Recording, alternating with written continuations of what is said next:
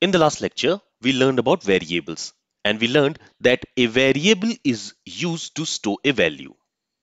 Now, all the values which we assign to a variable has a certain type.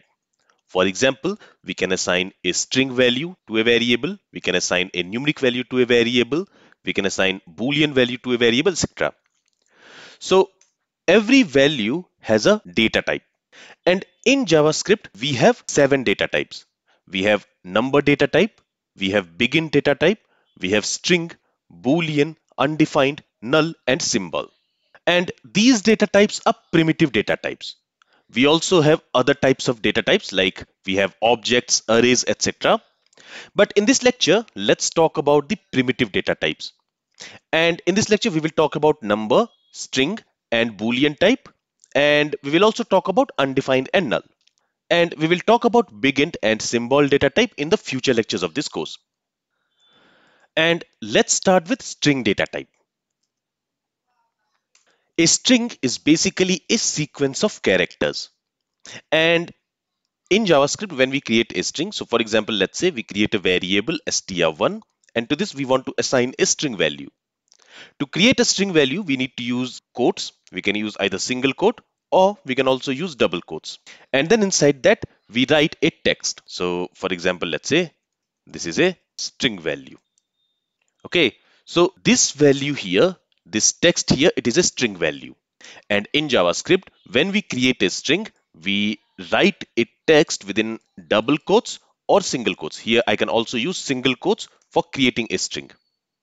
So a string value must be wrapped within double quotes or single quotes. Or what we can also do is we can use backticks. So for example, let's create another variable str2, and to this, let's say I want to assign hello world. For that, I can use backticks like this. So to use the backticks, you'll find a key just below the escape key in keyboard. Okay, and inside that you can write some text. For example, hello world. So this value also, it is a string value. So to create a string in JavaScript, you can use single quotes or double quotes, or you can also use backticks. Now, when we use backticks, we can also write some JavaScript expression within the backticks. So for example, here, let's say after hello world, I want to also add two values. So for that, I can use $sign and a set of curly braces like this. And inside that, I can write a JavaScript expression, something like this. Okay, so if I go ahead and if I log this str2 in the console, if you save the changes, let me also refresh the page, you will see it has logged hello world and then the sum of 2 and 3. So when you use backticks, then when you are creating the text, when you are creating a string value, there you can also use this syntax.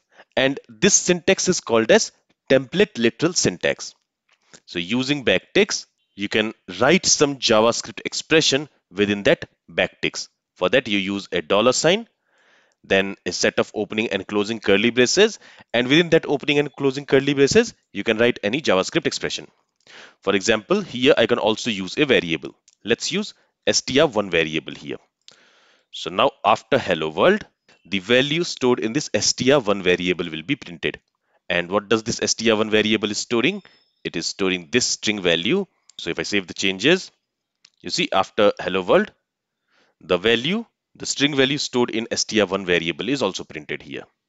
So this is the advantage of using backticks. If you want to use any JavaScript expression with a string value, you can use backticks in that case. Otherwise, you can also use single quotes or double quotes to create a string. And there is practically no difference when you create a string using single quotes or double quotes. Both can be used to define a string value. Now, in most programming languages, you will see that there is a special character data type for single characters. For example, in C, you have char data type to store single characters. But in JavaScript, we don't have any special data type for storing a character. A single character is also treated as a string in JavaScript. For example, let's create a variable maybe char, and to this I want to assign a. So this a is a character. And in other programming languages, you will have a different data types for storing this character value. But in JavaScript, a single character is also treated like a string. So there is no special data type for a single character. That is very important to understand. In JavaScript, a single character also is stored like a string. Alright, so a string is basically a sequence of characters, and we create a string using single quotes, double quotes, or we can also use backticks to create a string in JavaScript. Now let's talk about another data type, which is number data type. In JavaScript, for storing a number, we have a number data type, and number represents both integer numbers and floating point numbers. There is no separate data type for integers and floating point numbers in JavaScript. For numbers, there is only one data type in JavaScript, which is number data type, and it can store all kinds of numbers. It can store integer values, it can store floating point numbers, etc. So, for example, let's create a variable age, and to this I want to assign 28. Now, this 28 is a numeric value. So, this age here, the data type of this age will be number, as you can see. When I hover over this str1, the data type of this str1 is string. And as I mentioned, in a number data type, we can store both integer and floating point numbers. So for example, if I create a variable interest rate, let's say 10.5. So here I'm storing a floating point number in this interest rate variable. But if I hover over this interest rate variable, you will see its data type is number. So number data type can store both integer and floating point numbers. Along with regular numbers like integer and decimal numbers, there are also some special numeric values in JavaScript which also belongs to number type. And these are infinity, minus infinity, and nan, which stands for not a number. So infinity represents the mathematical infinity, and it is a special value that is greater than any number. So for example, let's say console.log, and let's try to divide a number, maybe 1, by 0. Now when we try to divide a number by 0, the result will be infinity, right? So if we save the changes, you see infinity has been logged here. And if I try to divide maybe a negative number by 0, in that case we will get minus infinity. So these two are also number types. So to show you that, let me create a variable. Let's call it maybe I, and to this I am going to assign 10 divided by 0.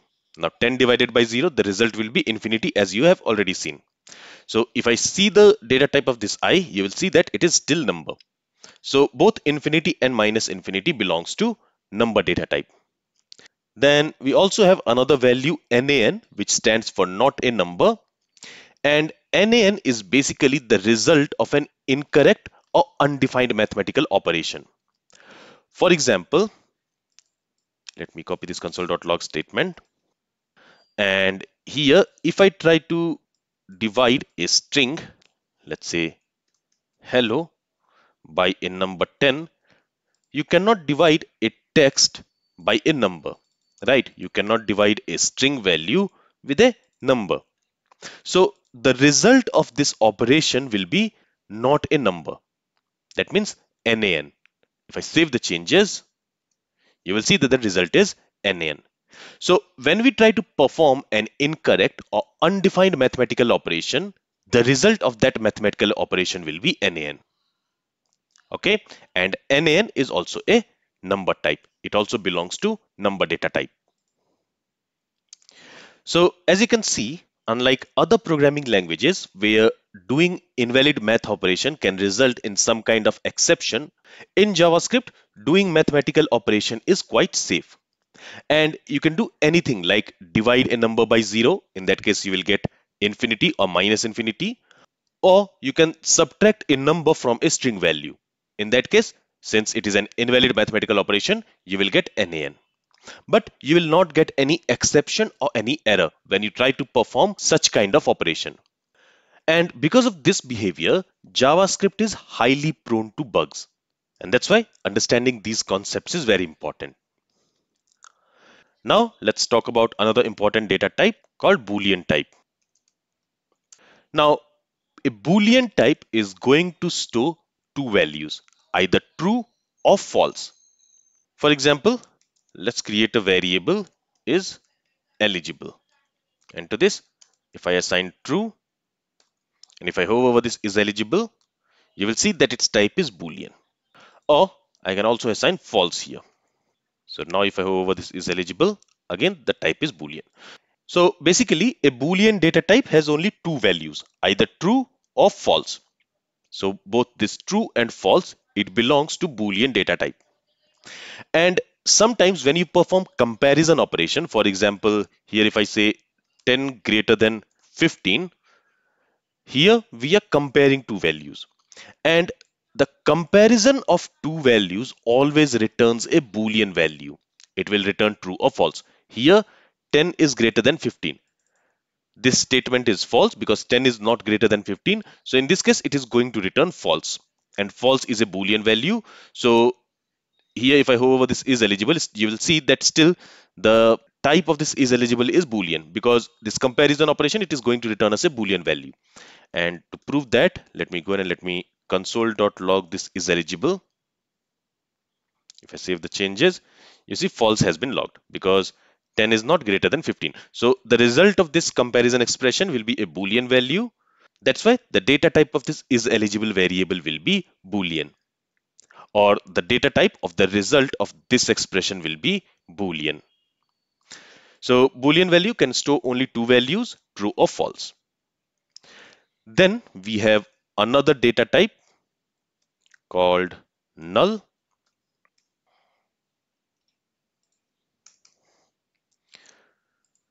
So in JavaScript, null is a special value which represents nothing or empty or unknown value. So the null value belongs to null data type. So for example, let's say I create a variable age, but at the time of declaration, I don't know what value I want to store in this age variable. So initially I can set it with the value null. Okay, and here we have the error because this age is already defined. So let me call it maybe gender. Okay, so here we are assigning this null value to this gender variable. So the data type of this gender is going to be null. Then other data type which you will come across more often is undefined data type. So in JavaScript, we also have a value undefined, and the data type for that undefined variable is undefined. Now let me create a variable. Let's call it maybe first name. Now to this first name, I am not assigning any value. So no value is assigned to this first name variable. And now if I go ahead and if I try to log the value stored in the first name, if I save the changes, you will see undefined is logged here. So when we don't assign any value to a variable, by default, it gets assigned with undefined. And the data type for the undefined value is undefined. Okay, and technically it is also possible to explicitly assign undefined to a variable like this, but this is not recommended. Basically, when you declare a variable and you don't assign anything to it, by default it will be assigned with the value undefined. So these are the five main primitive data types in JavaScript: string, number, Boolean, null, and undefined. We also have other data types like big int and symbol, which we will talk about in the future lectures of this course. And we also have other types like arrays, objects, etc. And about that also we will learn in the future lectures of this course. But for now, these are the five main data types which we are going to work with in our coming lectures. And that's why I wanted to talk about them in this lecture.